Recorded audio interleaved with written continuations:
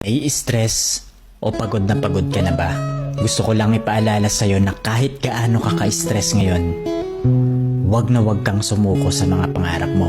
Kailangan mong tandaan parati na magtiwala ka sa progress na nangyayari sa buhay mo. Kahit alam ko na minsan sobrang hirap at sobrang nakakapagod na din talaga. Magtiwala ka sa kakayahan mo. Ang dami mo nang nalagpasan na mga malalaking problema dati. Ngayon ka pa ba susuko? Patuloy ka lang na lumaban.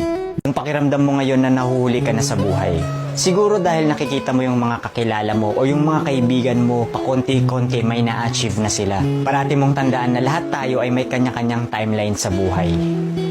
Hindi ka nahuhuli at hindi ka rin naman nauuna.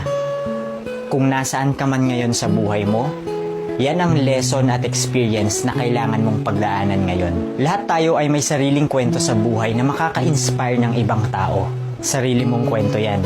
Kaya make sure na sulitin mo ang bawat moment at gawin mong fulfilling ang kwento mo kahit anong mangyari.